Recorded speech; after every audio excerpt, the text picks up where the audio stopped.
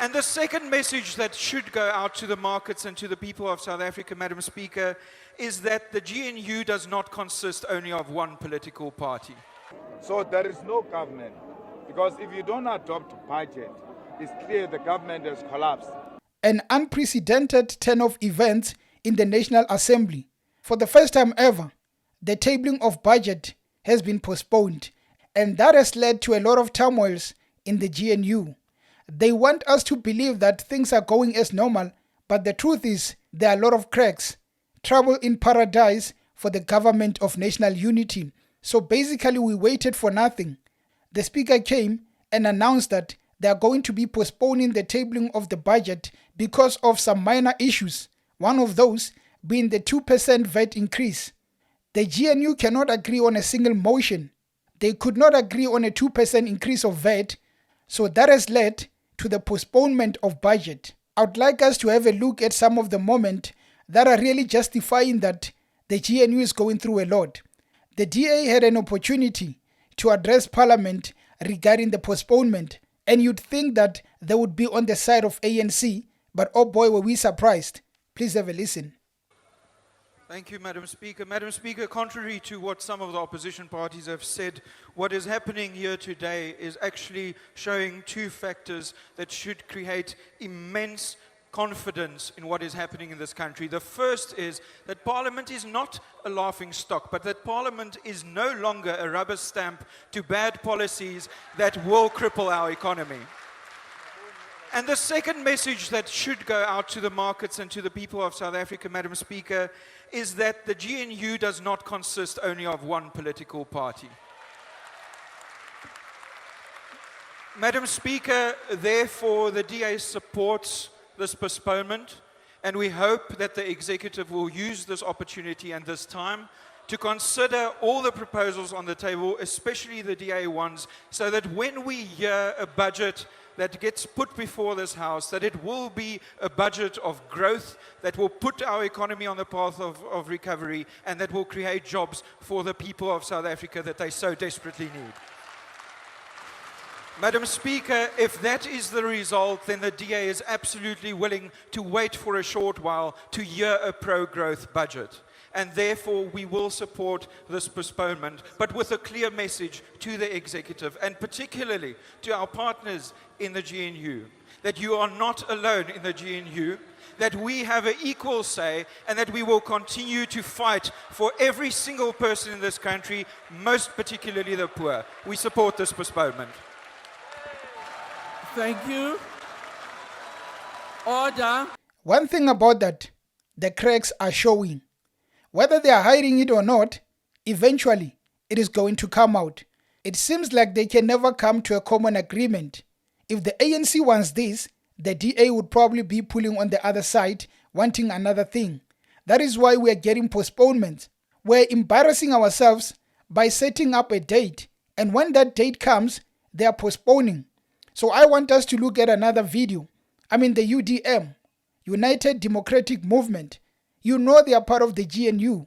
You expect them to be on the side of the GNU regardless. And I was very surprised to hear what they said. Speaker, thank you very much. Where was this discussion held? Why was the UDM not part of that discussion? As a result, we cannot support a decision that we know absolutely nothing about. Secondly, we should not treat a proposal from the executive in the nature of a budget as fait accompli. It is only final after Parliament has approved it. It is therefore logical, if the minister was going to table a proposal, that the proposal should have been tabled here for Parliament to consider, and if Parliament does not agree with that process, we can arrive at a different outcome altogether. Thank you. Again, these are signs that things are not going as normal in the government of national unity. Lots of turmoils because they cannot seem to satisfy each other. The ANC wants this, the DA wants this. On the other hand, UDM says that Well, where do you put me? You guys are fighting. I also don't know where I belong. Well, one of the people that really had the last laugh was Julius Malema. He's one of those people in the past who has always sidelined the GNU. He always said that this is not going to last. Now, seeing what is going on, seeing this postponement, he was one of those people who said that it is definitely collapsing. So there is no government, because if you don't adopt budget, it's clear the government has collapsed. Today we have witnessed the government of national unity, a coalition, grand coalition of DA and ANC, collapsing in front of South Africa, something that we said to all of you, that it will not last. We will never agree to increase of 2% on VAT from 15% to 17%. And that's why they are scared to come here, because it will be rejected. So that was discussed, a 2% increase on VAT, sir? It is on the budget proposal that was withdrawn, that he wants to increase the VAT from 15 to 17%. And that is where the fundamental disagreements are. And we said, bring it here. Let the people of South Africa hear what is the actual disagreement. Then you know that indeed the EFF is reasonable by demanding that this budget must be rejected. Parliament's role is to accept or reject a budget. It doesn't have to be perfect. Bring it to Parliament, let it debate it, let it amend it. Where we agree, then postpone those matters and take them out of a budget. But today, we have seen Parliament being rendered useless, where it's supposed to exercise its oversight on the executive. It gets told by the executive there is no budget. When you say there is no budget, you are saying there is no government, because government is budget. What about the poor masses of our people? There must be allocations. Most departments have exhausted their money. They are waiting for new budget allocations. There is no budget. And we are going to come back on the 12th of March. We are not even sure whether we'll proceed or not. Was there discussions around corporate taxes or the wealth tax at all? The EFF's suggestion is that we increase the corporate tax and the wealth tax must come in, because those are the areas that are actually not contributing much into the fiscus. Instead of going to VAT, we don't care whether you are going to remove certain items or not. The poor will still go and buy the items that are not excluded, and that will be a burden on the poor masses of our people. So we are saying, and that's the advice we gave him, increase the corporate tax and introduce the wealth tax. That's how you're going to generate more money.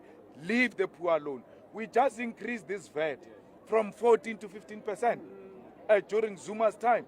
Now Ramaphosa wants to take it to 17. The Progressive Caucus was in defiance of this postponement because they were arguing that we have to table the budget. Let us table it and debate it. We can either adopt it or reject it. But to go and say we are postponing, it is not going to be welcomed. You'd think that the best interest of the opposition is for things to go as normal. It is not. Their best interest is to see the collapse of the GNU so that they can have a piece of a cake.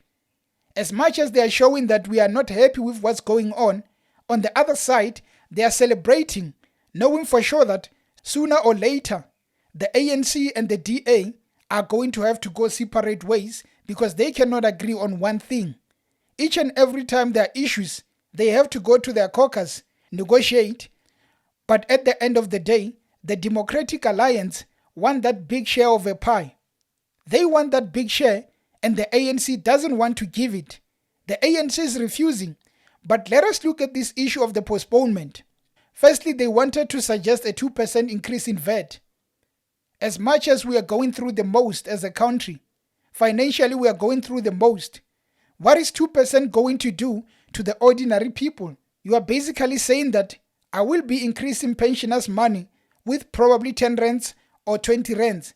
And after doing that, you are saying I am taking the same money that I'm giving you, I'm taking 2% on each and everything you buy. The same people that are expecting funding from government are going to be taking it back to the same government that wants to increase with 2%. I would have understood if they came and said, well, we think 1% could work. But to jump to 2%, It screams of government that does not understand what is going on the ground. Things are bad as we speak. But for us to go on and increase as much as 2%, we are killing our people.